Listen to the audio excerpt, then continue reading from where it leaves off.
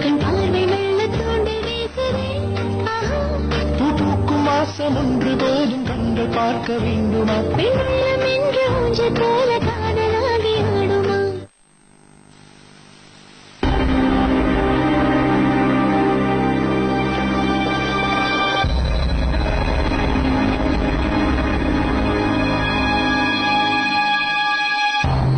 அண்ணா என்ன கரண்ட் தம்பி, இந்த கேட்டல இந்த பையில கொஞ்சம் கொண்டு வரீங்களா? இதோ எடுத்துட்டு வரேன். கொஞ்சம் டைம் வேஸ்ட் பண்ணாம போறீங்களா? இதெல்லாம் அப்புறம் வந்து பண்ணிக்கங்களேன். இதோ உடனே போறேன்.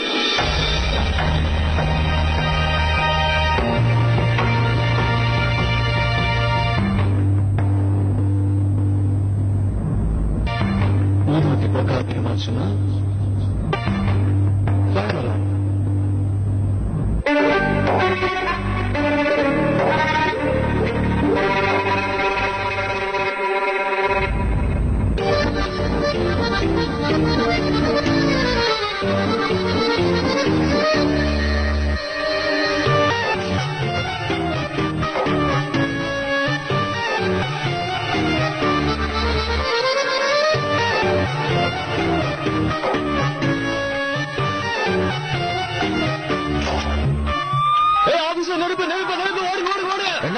என்னப்பா சொல்ற?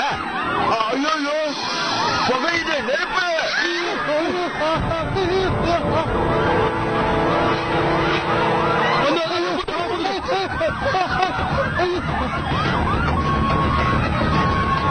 சார் நெருப்பு பிடிச்சிருச்சு.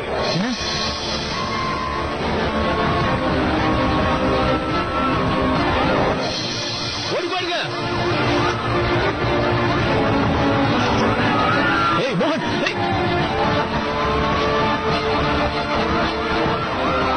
மோகன்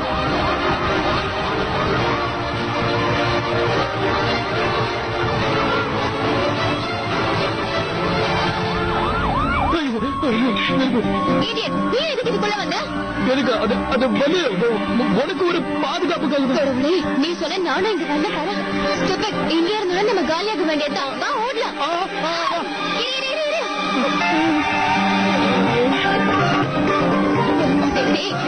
வேடிக்கை பார்க்காது, சீக்கிரம் எடுத்து விடு.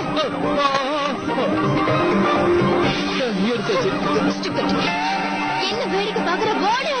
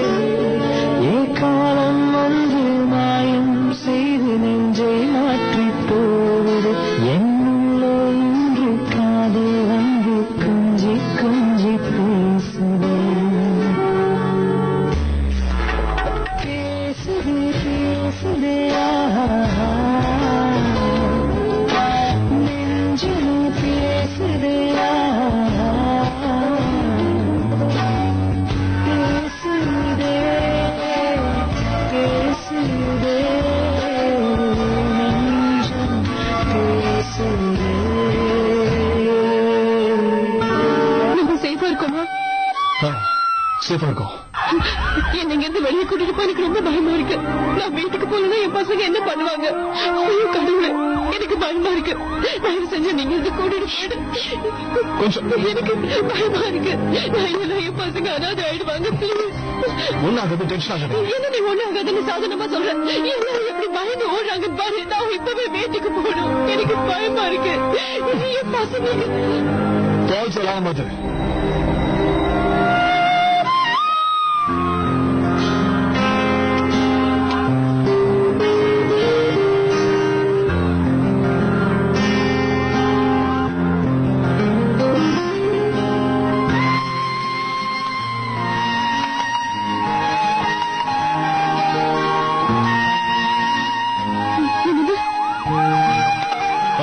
அப்பால இல்ல இன்னொருத்தரால. பார்த்து போங்க. என்னாச்சுன்னு கொஞ்சம் சொல்லுங்க. ஒரு நிமிஷம் இல்ல, உன் பாஸ் கேட்கற என்னாச்சுன்னு சொல்லு. ஐயோ பேசுறதுக்கெல்லாம் நேரம் இல்ல, முதல்ல இங்க ஓடுங்க ஓடுங்க சார்.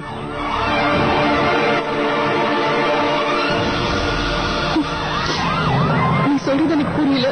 ஆபீஸ்க்கு நம்ம வேலை தான் செய்ய வரோம் ஒத்துக்கிறேன். ஆனா அதுக்காக எந்த வேலையை செய்யறோம்னு ஒரு வரமுறை. உங்களை அவர் நான் இப்ப பிரவீன் சாரை பத்தி சொல்லிட்டு இருக்கேன். நீங்க இதுக்கு இவ்வளவு வேலையா அவருக்காக பண்றீங்க?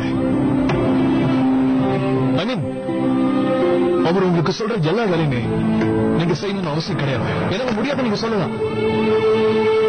நீங்க அவருக்கு நோ சொல்றதுக்கு முதல்ல கத்துக்கணும்.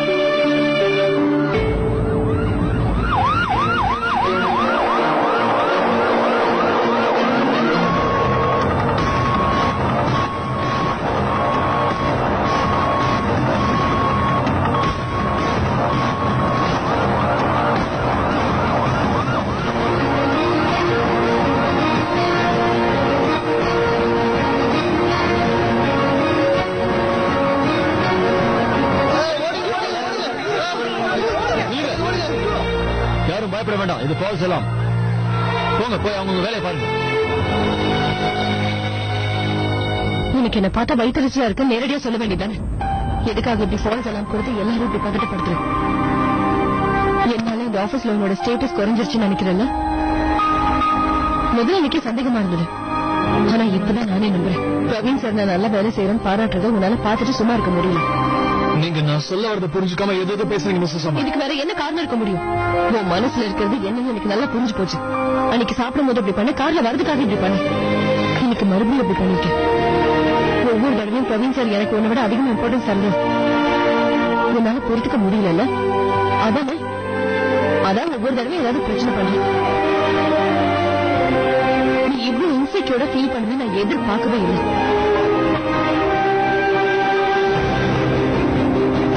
இப்ப நான் சொல்றத நல்லா கேட்டுக்கோ மோகன். நான் இந்த ஆபீஸ்க்கு வேலை செய்யணுங்கிற எண்ணத்தோட மட்டும்தான் வரேன். பாஸ் எவ்வளவு இம்பார்ட்டன்ஸ் தராருங்கிறதுல எனக்கு முக்கியமே இல்ல. சோ பிளீஸ் நீ உன்னோட வேலையை பாரு, என்னையும் என்னோட வேலையை பண்ண விடு. நீ ஏன் ஸ்டார் ரிப்போர்ட்டா இருந்துக்கோ. உன்னை கையெழுத்து கொண்டு கேட்டுக்கிறேன். நான் உன் இடத்துக்கு வரணும் என்னைக்கும் நினைச்சதே இல்ல. நான் இங்க வரதுக்கு ஒரே காரணம் என்னோட குழந்தைங்க மட்டும்தான். நான் சொல்றது எனக்கு புரியுதா? ஒரு நிமிஷம். என்னை பத்தி புரிஞ்சுக்காம தப்பா பேசுறதுக்கு உங்களுக்கு எந்த உரிமையும் கிடையாது. உங்க மேல நான் எதுக்கு பொறாம பண்ணோம்? நான் எதுக்கு உங்களுக்கு ஹெல்ப் பண்றேன்னா,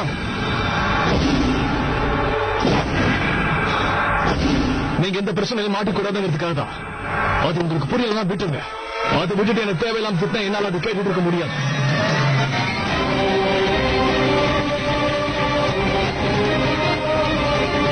என்ன மோசமானவங்க நினைச்சிட்டு இருக்கீங்கன்னு எனக்கு தெரியும். நான் ஒண்ணு அவ்வளவு கெட்ட மாதிரி.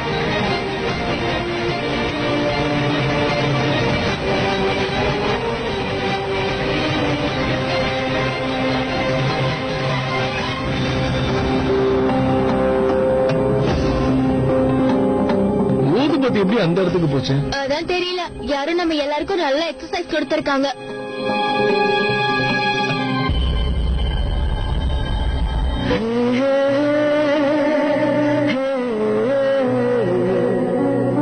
ஒரே ஒரு விஷயம் சொல்றேன், நிஜமாவே இங்க நெருப்பு பிடிச்சிருந்ததுன்னா எல்லாரையும் காப்பாத்தினதுக்கு அவங்களுக்கு மெடல் கொடுத்திருப்பாங்க. என்ன சந்தேகம்? எங்க மோகன் சார் எவ்வளவு நல்லது தெரியுமா? தன்னை பத்தி யோசிக்கிறத விட மற்றவங்களை பத்தி தான் யோசிப்பாரு. என்ன சரிதானே?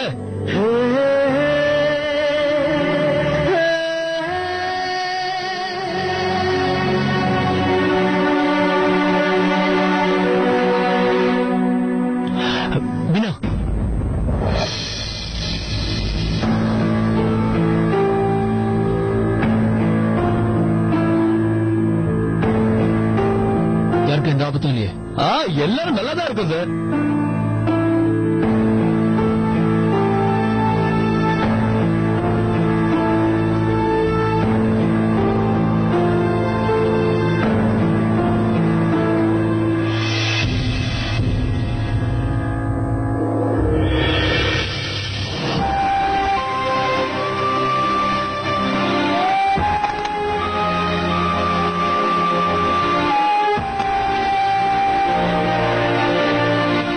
வீட்டுக்கு போறேன். மீதி வேலையை நீ பாத்துக்கோ. என்ன திடீர்னு பேசாமல் ரெண்டு நெஞ்சம் பேசுது. கண் பார்வை மெல்ல தூண்டி வீசுதே. பேசாம இன்னைக்கு ஷாப்பிங் போய் நிறைய சாரி வாங்கலாம்னு பாக்குறேன். இந்த சினிமாவுல ஹீரோயினுங்க எல்லாம் வராங்கல்ல, அவங்க ஒரு தடவை கட்டின புடவைய மறுபடியும் கட்டி நான் பார்த்ததே இல்ல. ஆமா, நானும் பார்த்தது இல்ல. நம்ம மட்டும் என் பழசைய கட்டணும். அதுவும் இல்லாம இப்ப டிவில வேற என் இன்டர்வியூ எல்லாம் வந்துருச்சு. அப்ப எனக்கும் நிறைய ஃபேன்ஸ் எல்லாம் இருப்பாங்க. அப்புறம் என்ன பாக்குறவங்க என்ன இவ பழைய புடவையே கட்டிட்டு இருக்காளேன்னு சொல்லக்கூடாதுல்ல.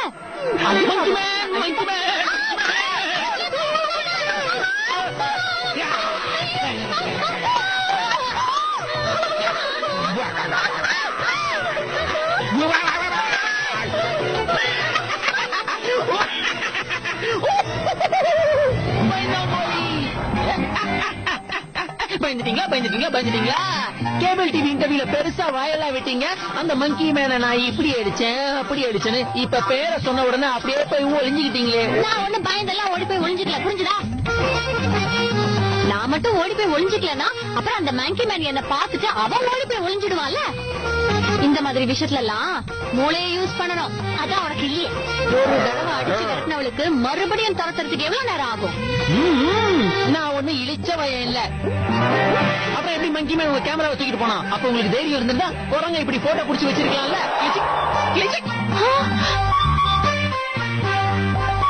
போதும், நிறுத்துடா. நான் அப்பவே சொன்னேன்ல, உங்க ராசி அதிர்ஷ்டமா அப்படி கை கேட்டது வாய் கேட்டாம போயிடுச்சு. ஐ வாழ்படும். பாத்தியா சங்கீதா, என்னால அடிச்சு சொல்ல முடியும். இவன் தான் மங்கி மேன். இவன் தான் வேணும்னு என் கேமராவை திருடிட்டு போயிட்டான். ஆமா, பார்க்கவே மங்கி மாதிரி தான் இருக்கான். இதுல என்ன மங்கின்னு சொல்லிட்டு போறான்.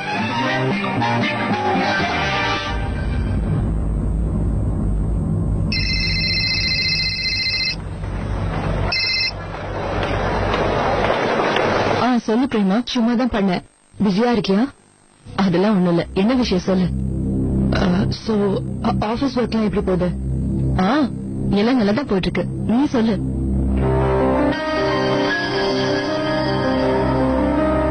என்ன விஷயம் பிரேமா? ஏதாவது ப்ராப்ளமா?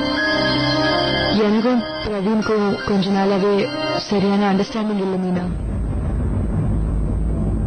முன்னெல்லாம் நான் அடிக்கடி அவர் சர்ப்ரைஸ் பண்ணுவேன். அது அவரும் என்ஜாய் பண்ணுவாரு.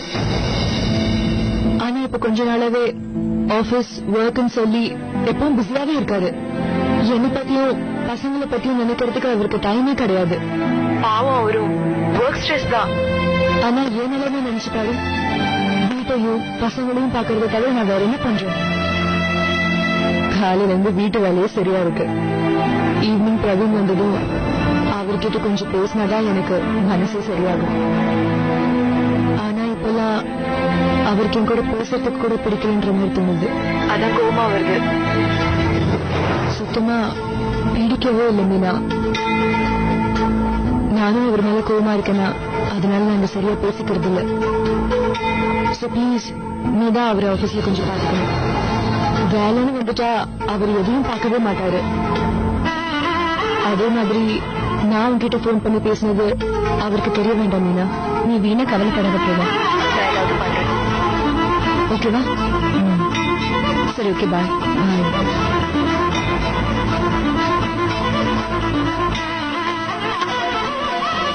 இவங்க 2 பேருக்குள்ள பிரச்சனை போகணும்னா நான் தான் ஏதாவது பண்ணணும்னு நினைக்கிறேன்.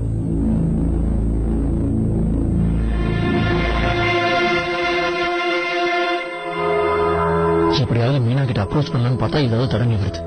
எப்ப பாரு பிரச்சனை இருக்கு.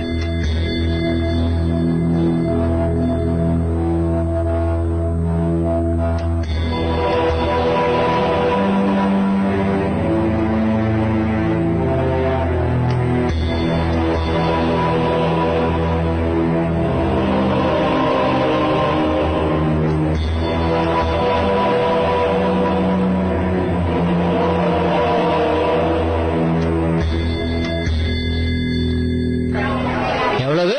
140 ரூபாயா? 130 தான் தருவேன். Okay, right. ஆனா கொஞ்சம் வெயிட் அதிகமாச்சு.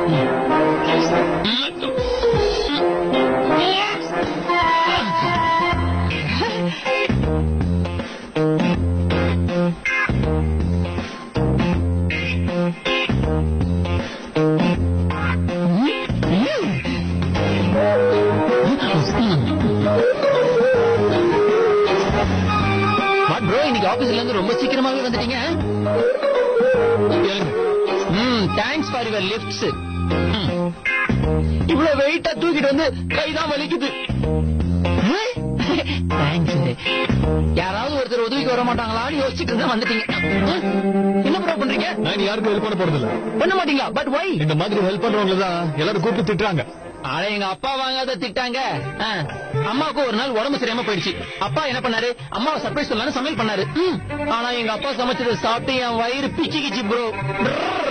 என் வயிறு கலகல கூட நின்றுச்சு. ஆனா எங்க அம்மா எங்க அப்பாவை திட்டத்தை நிறுத்தவே இல்லை. அதுக்கப்புறம் உங்க அப்பா என்ன பண்ணாரு? என்ன பண்ணாரா?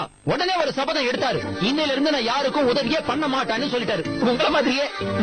அப்படியா? இப்ப நான் சத்தியம் மட்டும் தான் பண்ணல, இப்ப பண்ணிடுறேன். இதுக்கப்புறம் எதுக்காக யாருக்கும் ஹெல்ப் பண்ண மாட்டேன். இதை எழுதி வச்சுக்கோ. ஹலோ ஹலோ ப்ரோ, கோவமா பேசுறீங்க?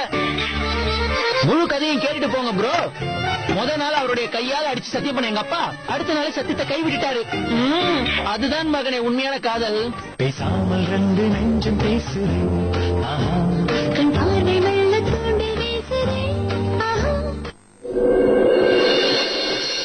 நான் மட்டுமே ஒன் சைடு அப்ரோச் பண்ணிட்டே இருக்கேன். மீனோட மனசுல என்ன இருக்குன்னு தெரியல.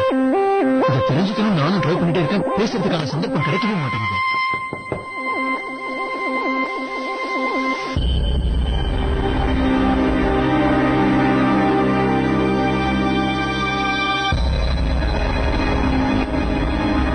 மீனா, வா உள்ள வா.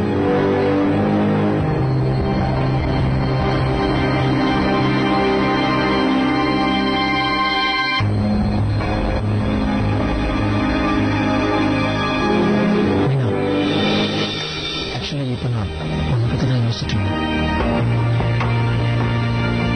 அன்னைக்கு நான் உன்னை போட்டோ எடுத்தேன்னு உனக்கு என் மேல எதுவும் கோவம் இல்லை. ஒருவேளை கோவப்பட்டிருந்தா ஐம் சாரி. இல்லைங்க சார், இட்ஸ் ஓகே. நம்ம மேக்ஸிமம்காக தானே இதெல்லாம். மீனா, ஏன் நிக்கிற? உட்காரு.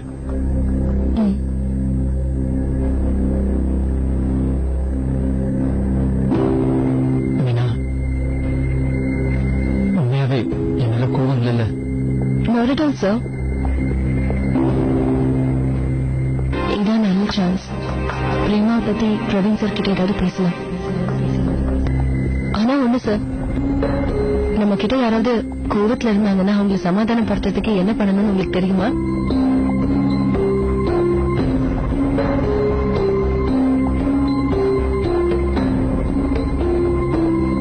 நீங்க சொல்ல. கிஃப்ட்ஸ். லேடிஸ்க்கு கிஃப்ட்ஸ் கொடுத்தா அவங்களுக்கு ரொம்ப பிடிக்கும். அதே மாதிரி அவங்க யாராவது சர்ப்ரைஸ் பண்ணாலும் அவங்க ரொம்ப சந்தோஷப்படுவாங்க.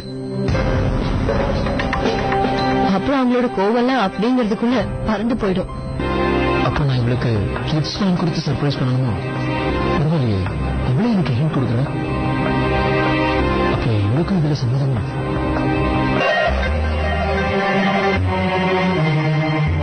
பேசாமல் ரெண்டு நெஞ்சம் பேசுறேன்.